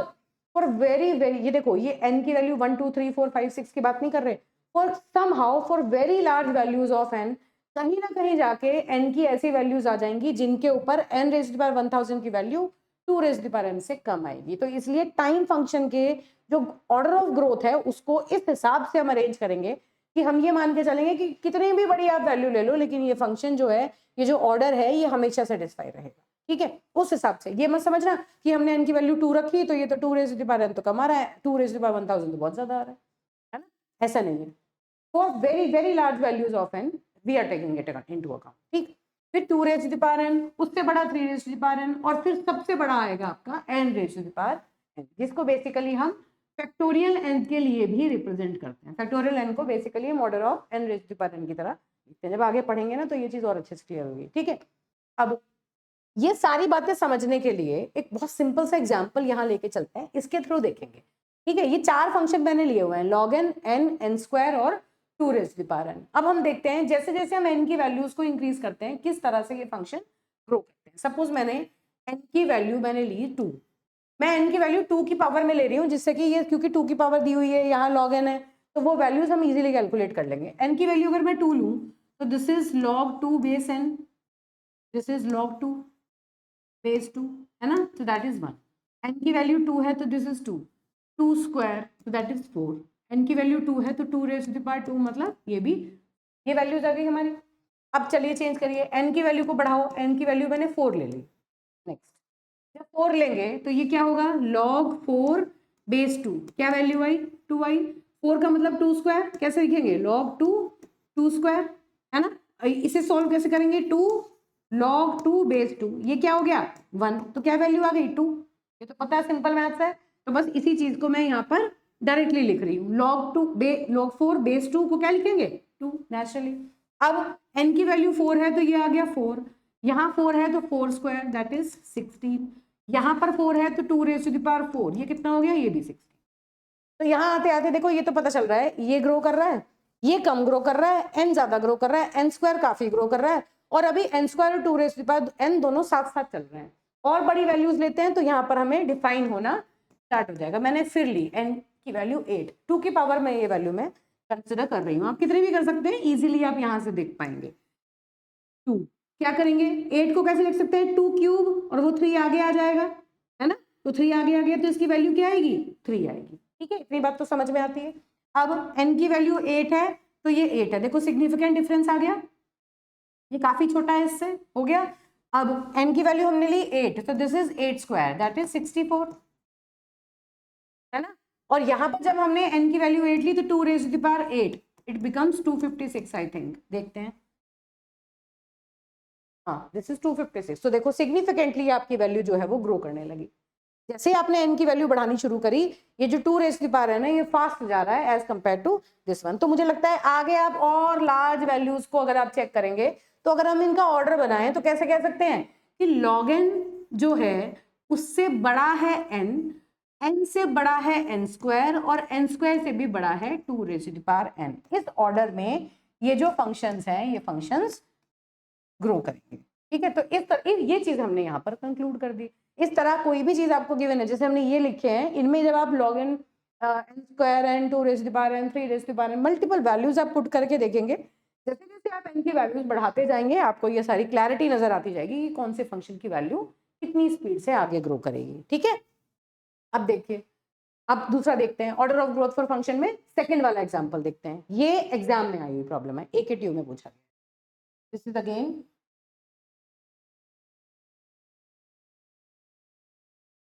AKTU PYQ, ठीक है। चलिए देखिए, अब इसमें क्या है, n की वैल्यू सपोज मैं कोई 2 की पावर में रख लेते हैं, सपोज मैंने n की वैल्यू 4 रखी, क्योंकि देखो यहाँ पे अंडर रूट है ना, तो मैं 2 की वो पावर्स पे चेक करूंगी जहां पर अंडर रूट कैलकुलेट हो सकता है, ठीक है, सिंप्लीफिकेशन के लिए। तो सबसे पहले आपने क्या किया, ये तो 10 ही रहेगी, देखो कांस्टेंट वैल्यू है, इसके ऊपर तो कोई फर्क नहीं पड़ेगा। n की वैल्यू 4 है तो इसकी वैल्यू 4 आ गई, दिस इज अंडर रूट 4, तो that is 2, log 4 base 2 that is also 2, and 100 divided by 4 that is 25। ये वैल्यूज मेरी निकल के आ, ठीक है। अब चलिए n की वैल्यू क्या रख लें, अब n की वैल्यू रखते हैं 2 की 16 रख लेते हैं, n की वैल्यू को 16 रख लेते हैं क्योंकि हमें रूट भी कैलकुलेट करना है। तो देखिए अगर मैंने यहाँ पर 10 रखा, इस पर तो कोई फर्क नहीं पड़ता, ये 16 है, ग्रो करने लगा, अंडर रूट n तो मतलब अंडर रूट 16 दैट इज 4, है ना। यहाँ पर log 16 बेस 2, ये क्या आ गया 4, 2 की पावर, भाई 2 की पावर 4 लिखेंगे 16 को तो 4 आगे आ जाएगा, इट बिकम्स 4। अब यहाँ पर 100 डिवाइडेड बाय 16 कितना आएगा, ये 6 पॉइंट समथिंग ये वैल्यू आएगी, है ना, 6 पॉइंट समथिंग। इतनी बात तो समझ में आती है ना, ठीक बात है। तो अब ये इस तरह से कम हो गई, देखो जैसे जैसे n की वैल्यू बढ़ाएंगे, नेचुरली n नीचे है, डिनोमिनेटर में n है, n की वैल्यू बढ़ती जाएगी, इसकी वैल्यू कम होती चली जाएगी, है ना। तो इसका मतलब ये जो 10 है, ये जो वैल्यू है 100/n, ये तो इस कांस्टेंट से भी कम हो जाएगी। जब आप n की वैल्यू बढ़ाएंगे वो वैल्यू कम होती चली जाएगी, ये तो 10 से नीचे नहीं जा सकती। तो दो तो हमें समझ में आ गए कि ये तो कांस्टेंट है, सबसे छोटा था, लेकिन इससे भी छोटा एक हमें मिल गया है, वो है n की वैल्यू बढ़ाते जाएंगे उसकी वैल्यू कम होती जाएगी, 10 से कम आ रही है उसकी वैल्यू, है ना पहली। चलिए अब n की वैल्यू मान लो और बड़ी कर देते हैं, क्या ले लें 64, मान लो n की वैल्यू मैंने ली 64, तो ये क्या हो गई, ये तो अब भी 10 रहेगी, ये क्या है, इसकी वैल्यू होगी 64, अंडर रूट निकाला 64 का क्या होता है 8। ध्यान रखना वो वैल्यूज पे टेस्ट कर लो जिन पे रिजल्ट बहुत फास्ट जनरेट कर सको, अननेसेसरी की कैलकुलेशन करने की जरूरत नहीं है, क्योंकि हमें तो बस एनालाइज करना है कि किस ऑर्डर में ये बढ़ेंगे, ठीक है। तो अब यहाँ पर चेक करो, ये तो कांस्टेंट है नेचुरली, ये फास्ट बढ़ रहा है, अंडर रूट n उतना फास्ट नहीं बढ़ रहा, अंडर रूट n से तो छोटा ही है ना, ये तो हमें पता ही है। अब देखिए log की वैल्यू देखो, log 64 बेस 2, ये 64 क्या है, 2 की कौन सी पावर है, मेरे ख्याल से 2 पावर 6 है, 2 की पावर 6 है, this is 6 and this is 100 divided by 64, तो ये क्या है 1 पॉइंट समथिंग, इसकी वैल्यू फिर रिड्यूस हो गई, है ना। तो देखो यहाँ से तो देखने में क्लियर मुझे दिखाई देना शुरू हो गया कि कौन कौन सी वैल्यू कैसे ग्रो करेंगे। तो लिख देते हैं बस, यहीं से आगे फर्दर हमें चेक करने की जरूरत ही नहीं है। सबसे कम कौन सी वैल्यू होगी 100 डिवाइडेड बाय n, जैसे जैसे n बढ़ाते जाओगे इसकी वैल्यू कम होती जाएगी, इससे बड़ा ये रहेगा कांस्टेंट, क्यों, क्योंकि ये देखो ये बढ़ गई, अब हम इसकी n की कोई और बड़ी वैल्यू ले लेंगे तो ये तो अंडर रूट भी ज्यादा आने लगेगा, तो नेचुरली ये 10 से तो ज्यादा ही आएगा, है कि नहीं। तो आप मान लो यहाँ 256 ट्राई करो, ये लो ये आपने 256 ट्राई कर लिया, ये वैल्यू तो अब भी 10 रही, ये क्या हो गया 256, और ये क्या हो गया अंडर रूट 256, अंडर रूट 256 कितना होता है 16, है ना। और ये क्या हुआ log 2 256, ये क्या आया, ये आया 8, this is 8, this is 8 and this is 100 divided by 256, तो ये तो 0 पॉइंट समथिंग में रह गया, 0 पॉइंट समथिंग आया, है ना। तो देखो ये अब क्या कह सकते हो, ये जो वैल्यू है देखो 10 से तो बड़ी होने लगी ना, तो सीधी सीधी बात है कि सबसे छोटी वैल्यू कौन सी है, 100 डिवाइडेड 10, फिर उसके बाद 10 है, 10 के बाद कौन सा आएगा आपका log n, 10 के बाद आएगा log n बेस 2, और फिर उसके बाद आएगा आपका अंडर रूट n, और फिर आएगा आपका, तो ये ऑर्डर हमने बना लिया। इस ऑर्डर को टेस्ट करने के लिए मल्टीपल वैल्यूज रख के, सिंपल फंक्शन अगर आपको गिवन है तो आप ये मल्टीपल वैल्यूज रख के इसको चेक कर सकते हैं, ठीक है। और अगर एक बार जो थोड़े से क्वेश्चंस की आप प्रैक्टिस कर लेंगे तो ये जो इक्वेशन यहाँ जो आपको गिवन है ना, इसी से आपको आइडिया हो जाएगा, कोई भी टाइम फंक्शन आपको गिवन हो उसकी रेंज देख के आप पता कर सकते हैं कि ये बताइए ये किसका ऑर्डर ग्रोथ जो है वो ज्यादा रहेगी दूसरे से। फिर भी कुछ फंक्शंस ऐसे होते हैं जो देख के पता नहीं चलते, आप जब उन्हें सॉल्व करोगे तब आपको पता चलेगा, ठीक है। एक एक करके एग्जाम्पल्स भी देखेंगे अभी। चलिए अब देखिए ये AKTU में 1920 में ये क्वेश्चन पूछा गया है, 1920 में ये क्वेश्चन एग्जाम में आया था, ठीक है। कैसे था देखो, अब यहाँ पर अलग अलग कैलकुलेट करने की बजाय सीधा सीधा एनालाइज करने की कोशिश करो। क्या है, सबसे पहला है n raise to the power 2.5, है ना। ये क्या है, ये पॉलिनोमियल टाइम फंक्शन है, this is polynomial time function, ये तो पता है हमें, क्वाड्रेटिक टाइम से थोड़ा सा ज्यादा है, क्वाड्रेटिक टाइम से थोड़ा सा ज्यादा है ना। दूसरा देखो, this is under root 2 raise to the power n, यही है ना। हाँ, इसको कैसे रिप्रेजेंट कर सकते हैं, 2 raise to the power n/2, तो ये अंडर रूट n जो है ये इधर जाएगा तो ये 2 raise to the power n/2 लिख सकते हैं इसको। तो ये कैसा फंक्शन है, ये एक्सपोनेंशियल टाइम फंक्शन है।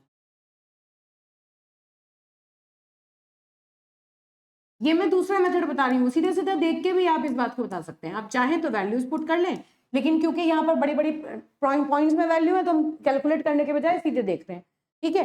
फिर ये दिख गया, तो पॉलिनोमियल टाइम फंक्शन से एक्सपोनेंशियल टाइम फंक्शन जो है वो नेचुरली ज्यादा ग्रो करता है, आप चेक करेंगे वैल्यू रख के तब भी इसकी वैल्यू ज्यादा आएगी, ठीक है। फिर है आपका n+10, 10n, 100n, ये तीन क्या है, ये आपके लीनियर फंक्शन है ना, पॉलिनोमियल टाइम फंक्शन, ये क्वाड्रेटिक है,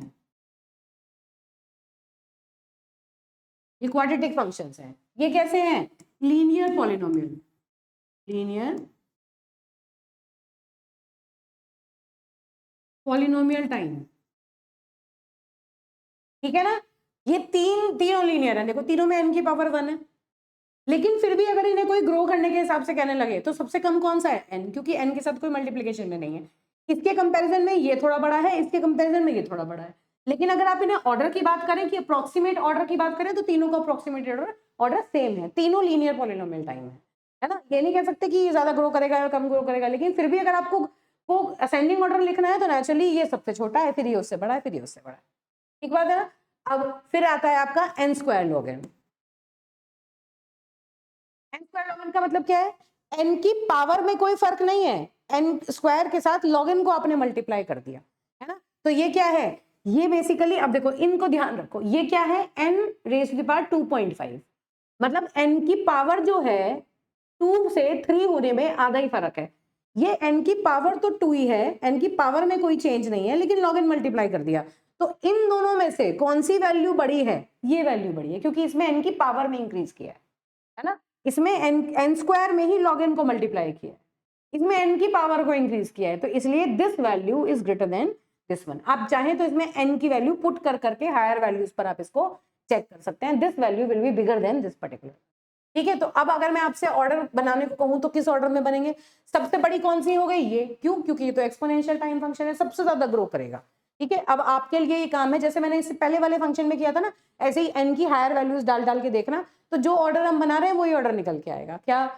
ये जो n+10 है, सबसे छोटी तो अप्रोक्सीमेट ये है, अप्रोक्सीमेटली हम ये कह सकते हैं कि ये 10n और फिर अप्रोक्सीमेशन ऑफ 100n, क्यों लिखा मैंने ये, क्योंकि ये तीनों अप्रोक्सीमेटली एक जैसे से ग्रो करेंगे, लेकिन फिर भी ऑर्डर जो है वो ऐसा ही है कि ये छोटा, फिर ये उससे ज्यादा, फिर ये उससे ज्यादा। 100n से ज्यादा कौन है, 100n से ज्यादा कौन है, ये n स्क्वायर log n, अगला नंबर है n स्क्वायर log n का, ये उतना ग्रो नहीं करेगा, है ना। और फिर हमने क्या किया, n की पावर ही बढ़ा दी, याद करो n स्क्वायर से ज्यादा n क्यूब है और n स्क्वायर log n इन दोनों के कहीं बीच में आएगा, ठीक है। तो ये क्या हुआ, n raise to the power 2.5, this is n raise to the power 2.5, क्योंकि इसमें पावर में इंक्रीज किया है आपने, and then it is less than this 2 raise to the power n by 2, this is less than 2 raise to the power under root of 2 raise to the power n। जब आप कोई भी वैल्यू पुट करके check करोगे तो ये वाला इसका सीक्वेंस आपको सीधा सीधा जनरेट करके मिलेगा, ठीक है। नहीं तो जो सिंपल फंक्शन है उनको आप डायरेक्टली पॉलिनोमियल टाइम की तरह चेक कर सकते हैं, क्योंकि इस तरह के क्वेश्चन 2-2 नंबर में आते हैं, बहुत लंबा समय इसमें वेस्ट करने की जरूरत नहीं है। तो ये स्किल डेवलप करनी है कि देख के ही आप बता सको कि किस तरह का कौन सा फंक्शन किस ऑर्डर में हो सकता है, और उसके 1-2 वैल्यूज पे चेक करके वेरीफाई कर लेना, ठीक है बेटा। चलिए अब देखिए, अब आ जाता है आपका, ये पूछ लिया जाता है कि आपको मल्टीपल फंक्शंस गिवन है, तो अब आप उन फंक्शंस को कंपेयर कैसे करेंगे, how will you compare those functions, कि कौन सा फंक्शन बड़ा है ना, एसिम्प्टोटिकली लार्ज कौन सा है।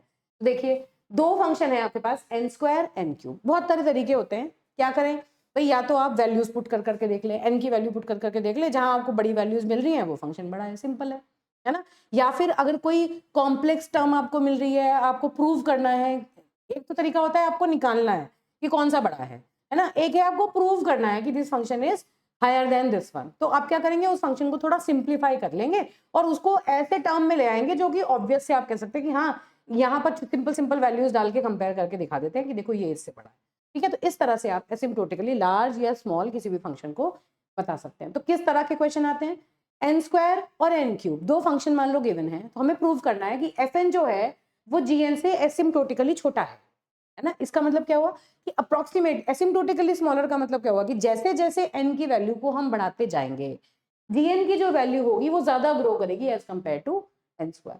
सिंपलेस्ट मेथड क्या है, ये लो, fn को हमने मान लिया,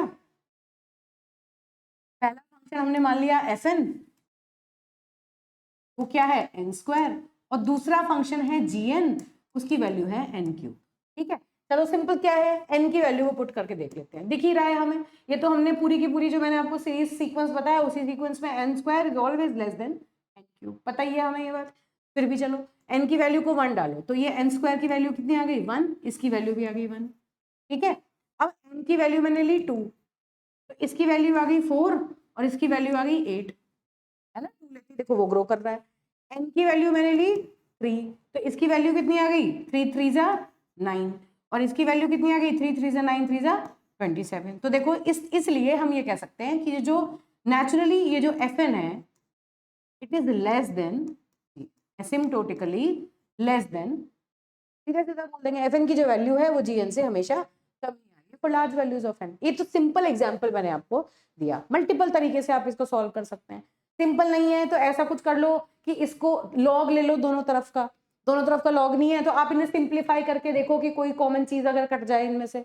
तो कहने का मतलब है कि जो भी वैल्यूज आपको गिवन है, अगर कॉम्प्लेक्स वैल्यूज गिवन है तो उसको सिंप्लीफाई करके फाइनली आपको ऐसा शो कर देना है कि एक वैल्यू दूसरी वैल्यू से बड़ी आती, ठीक है। किस ऑर्डर में ये ग्रो करती है उसके हिसाब से आप इसको दिखाएंगे, ठीक है। और कैसे दिखा सकते हैं, ये मान लो n स्क्वायर है, दूसरी है n क्यूब, n स्क्वायर को तो n स्क्वायर ही कर सकते हैं, n क्यूब को लिख सकते हैं n into n square, n square से n स्क्वायर कैंसिल हो गया, इधर आ गया 1, इधर आ गया n, तो बताओ कौन सी बड़ी है, ये बड़ी है, क्योंकि ये तो कांस्टेंट हो गई, ये वेरिएबल के ऊपर डिपेंड कर रही है, कैसे भी निकाल सकते हो, ठीक है। तो आपको बस इसे प्रूव करके चलना है। अब सेकेंड क्वेश्चन देखो, अलग अलग तरीके से कर दूंगी, 3 एग्जाम्पल लिखे हैं अलग अलग तरीके से एनालाइज करने के लिए। एक फंक्शन है n स्क्वायर और दूसरा फंक्शन है n log n, दूसरा है n। तो यहाँ देखो log n का टर्म मुझे नजर आ रहा है ना, तो अगर मैं n स्क्वायर में इसी को सिंप्लीफाई कर दूं तो यहाँ पे बचेगा n इंटू n, ये हो गया मेरा n log n, है ना। एक n से एक n मेरा कैंसिल हो गया, ये क्या बचा n, ये बचा log n। दिख रहा है हमें पहले ही कि n log n से ये जो n और log n है इनमें से बड़ा छोटा कौन सा होता है, अभी तो देखा था हमने जो एग्जाम्पल किया था इसमें हमने n की वैल्यूज 1 पुट की, तो ये है 1 और ये क्या है log 1 दैट इज 0, छोटा हो गया ये तो। n की वैल्यू मैंने 2 पुट की तो this is 2 and this is log 2 base 2, this is 1। n की वैल्यू मैंने 4 पुट की तो this is 4 and this is log 4 base 2 that is 2। तो दिख रहा है हमें कि एन स्क्वायर जो है वो हमेशा एन लॉग एन से बड़ा ही रहेगा। तो N square is greater than order of N square, और you can say is greater than order of, इस तरह भी आप इसे लिख सकते हैं, है ना। तो this function is एसिम्प्टोटिकली greater than, ठीक है। इस तरह से हम मल्टीपल फंक्शंस को कंपेयर कर सकते हैं। कोई एग्जांपल दिया है, एरे सॉरी एल्गोरिथम दिए हैं, तो उन एल्गोरिथम की कॉम्प्लेक्सिटीज भी हम इसी तरह कंपेयर कर सकते हैं। अब देखो अगला, देखो एफएन है N raise to the power log N, है ना, और जीएन है N raise to the power under root N, इस तरह से दिया हुआ है ना, N raise to the power log N और N raise to the power under root N. सीधा सीधा नजर आ रहा है, ये भी एन की पावर में है, ये भी एन की पावर में है। दोनों में से कौन सा बड़ा है? लॉग एन और अंडर रूट एन में से कौन सा बड़ा है?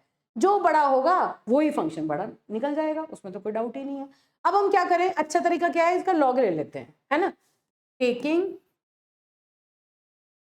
Log on both, taking log on both sides, दोनों साइड से लॉग ले लो। क्या आया, ये लॉग एन पहले आ गया, है ना, और फिर लॉग एन आ गया, नजर आ रहा है, ये लॉग एन आगे आ गया, लॉग एन, ठीक है। अब यहाँ आ जाओ, under root n log n, under root n log n, ठीक है। ये डायरेक्टली ना लिख के मैं लिख देती हूँ, चलो अभी अननेसेसरी कुछ लोगों को कंफ्यूजन हो जाए। तो ये क्या करेंगे, n raise to the power log n, इस तरह लिख देते हैं। इसका भी लॉग ले लेते हैं, this is n raise to the power under root n, ठीक है बेटा। अब ये लॉग में आ गया तो ये लॉग एन आगे आ जाएगा, तो ये हो गया लॉग एन, लॉग एन, ये तो समझ में आता है। अब ये क्या कैसे हुआ, ये log a b raise to the power 2, इसको क्या लिख सकते हैं, 2 log b बेस a, ऐसे लिख सकते हैं ना। तो बिल्कुल एग्जैक्टली वही तो है, पावर की जो चीज है वो log से पहले आ जाती है। तो this is log n and this is under root n log n। तो log n से log n कट गया, तो एक जगह आया आपका log n और एक जगह आ गया आपका अंडर रूट n। क्या मुझे दोबारा सॉल्व करने की जरूरत है? यही चीज देखो इस एग्जांपल में log n और अंडर रूट n को अभी अभी कंपेयर किया है, मैं दिखाती हूँ आपको, देखो ये रहा, log n और अंडर रूट n को अभी अभी हमने कंपेयर किया है। बस इसी तरह n की वैल्यूज पुट करके आप बता सकते हो कि log n जो है वो छोटा है अंडर रूट n से। दोबारा नहीं कर रही हूँ, इस चीज को आप अपनी कॉपी पे कर सकते हो, है ना। तो log n जब for large values of n, order of log n is always less than order of under root n। इससे पहले वाले क्वेश्चन में हमने ऑलरेडी इस चीज को प्रूव किया है, एग्जैक्टली इसी चीज को हमने अभी प्रूव किया है, इसलिए यहाँ मैं दोबारा नहीं कर रही, आप इसको एक बार अपने आप करके चेक कर सकते, ठीक है बेटा। This is how you can easily do it. तो ऐसे अगर आपको मल्टीपल फंक्शंस दिए हैं तो आप उन फंक्शंस को कंपेयर कर लो, कोई प्रॉब्लम नहीं है। चलिए एक और क्वेश्चन करते हैं, लास्ट क्वेश्चन है, इसी से आपको थोड़ा थोड़ा हिंट होना शुरू हो जाएगा। अब देखिए, अब एक फंक्शन है 3n raise to the power under root n और दूसरा फंक्शन है 2 raise to the power under root n log n। अब देखो, देखने में समझ ही नहीं आ रहा, ये तो लग रहा है ये पॉलिनोमियल टाइम है, ये लग रहा है एक्सपोनेंशियल टाइम है, लेकिन जरूरी नहीं है, क्योंकि लॉग साथ में है तो हो सकता है कोई वैल्यू आगे पीछे घूम रही हो। तो खाली देख के आप ये प्रूव नहीं कर सकते कि कौन सा फंक्शन बड़ा है, चेक करना पड़ेगा, ठीक है। ये बेस्ट एग्जाम्पल है उस चीज का। कैसे, यहाँ पर देखो कुछ ऐसी टर्म बन सकती है कि कोई चीज कट जाए, यहाँ n raise to the power n का टर्म है ना, और यहाँ पर अंडर रूट n और n दिया हुआ है। तो ये इस देखो, अगर मेरे पास हो log n raise to the power under root n, तो इसका अगर मैं log ले लूं तो ये क्या बन जाएगा, under root n log n बन जाएगा, है ना। इसी चीज को ऐसे लिख सकते हैं। तो बस इसी फंक्शन को मैंने क्या लिख लिया, किस तरह से लिख लिया, इसी चीज को मैंने क्या लिखा, 2 raise to the power log n की पावर अंडर रूट n, इस बात को मैंने ऐसे लिख लिया, ठीक है। इसको एक बार मैं अलग से कवर कर देती हूँ, ये कंफ्यूजन नहीं होना है कि ये इसका पार्ट है। इस तरह से लिख दिया, इस बात को मैंने इस तरह लिखा, इसमें तो कोई प्रॉब्लम नहीं है, ठीक है। तो ये क्या है, अब निकाल लो, ये हो गया मेरा 3n raise to the power under root n और ये हो गया मेरा 2 raise to the power log n under root n power under root n, है ना। इसमें तो कोई log n, this is 2 raise to the power log n power under root n, ये हो गया। अब देखो लॉग की एक प्रॉपर्टी होती है, इसको रफ के पर्पज से देख लेते हैं, है ना। क्या प्रॉपर्टी होती है लॉग में? अगर सपोज मैंने लिखा कि log A base B power N, log N की power log A log B base A, अगर ये है तो ये जो दो वैल्यूज हैं इन्हें हम आपस में इंटरचेंज कर सकते हैं, इन दोनों को आपस में इंटरचेंज कर सकते हैं। That means it will be equal to B raise to the power log N base A. ये लॉग की एक प्रॉपर्टी होती है। देखो यहाँ पर एग्जैक्टली उस चीज को हम यूज कर सकते हैं, है ना। यहाँ 3 रेज टू ये n raise to the power n नीचे है ना, इस n raise to the power n को हम 2 के साथ एक्सचेंज कर सकते हैं। तो बेसिकली हमें क्या करना है, अब देखो ध्यान से, ये n है, ये b है, ये 2 है, ये n raise to the power n है, ये पूरा, है ना। बेस तो इसका 2 है ना, अभी हमने क्या कहा था कि log का जो बेस होगा हम यूज करेंगे 2 यूज करेंगे। तो इस पूरे को हम कैसे लिख सकते हैं, अब फिर देखो ध्यान से, ये तो है हमारा 3n raise to the power under root n, इसे कैसे लिख सकते हैं n raise to the power under root n, है ना। और यहाँ log इस 2 को इधर ले जाओ 2 बेस 2। तो हमने क्या किया, इस पूरे को यहाँ ले आए और इसे उठा के यहाँ ले गए, बिल्कुल इसकी तरह, हो गया ना। तो यहाँ पर क्या हुआ, n raise to the power under root n log n log 2 base 2। तो अब ये जो log 2 बेस 2 है इसकी वैल्यू क्या है भाई, इसकी वैल्यू तो 1 है, और इसकी वैल्यू 1 है, और ये n raise to the power under root n और n raise to the power under root n यहाँ से कट गया, तो ये क्या आया 3 और ये क्या आया 1, है ना। अब मैं आपसे अगर कहूँ कि बताइए कौन सा बड़ा है, कौन सा एसिम्प्टोटिकली लार्ज है, तो भैया एसिम्प्टोटिकली तो दोनों इक्विवेलेंट है। क्या कहीं पर कोई वेरिएबल वैल्यू आई, दोनों कांस्टेंट है, दोनों कांस्टेंट है। तो अगर कोई वैसे कहे कि एसिम्प्टोटिकली कौन सा लार्ज है, तो एसिम्प्टोटिकली तो दोनों इक्विवेलेंट हैं, बोथ आर एसिम्प्टोटिकली इक्विवेलेंट,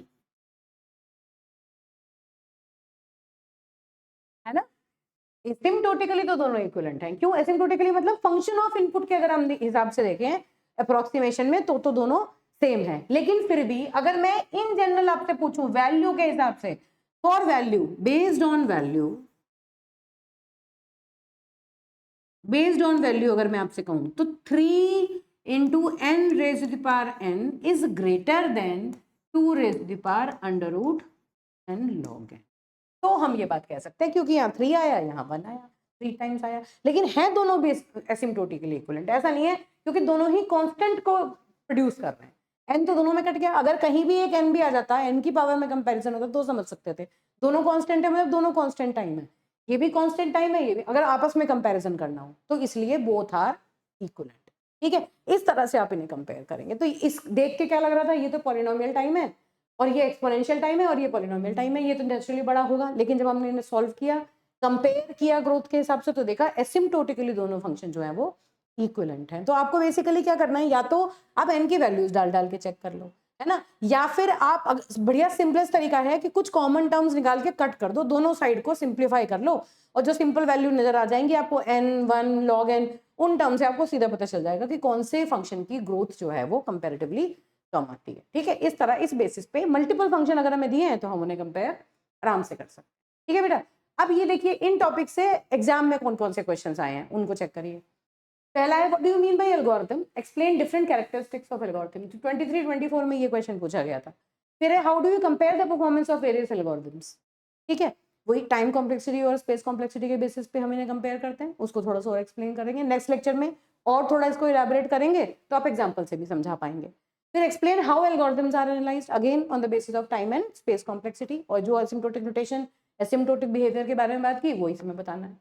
ठीक है, ऐसे ही बस जो आप worst case, best case, average case analysis होता है वो हम फर्दर डिस्कस करेंगे, इन्हीं क्वेश्चन में वो सारी चीजें मिक्स होके आएंगी। लेकिन मैंने पीवाईक्यू में ये डाला है, क्यों, क्योंकि आज का कंटेंट जो है वो भी इसके अंदर इंक्लूड होगा।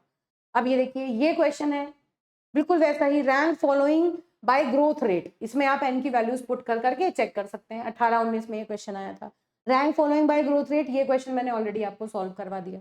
ठीक है, ये क्वेश्चन, इस तरह के क्वेश्चन सीकेटीयू में आए, ये क्वेश्चन पहली बार आया है, ये क्वेश्चन एक बार पूछा जा चुका है, सिंपल क्वेश्चन भी आ सकते हैं। ठीक है बेटा, तो this is how these questions may be asked in the exam.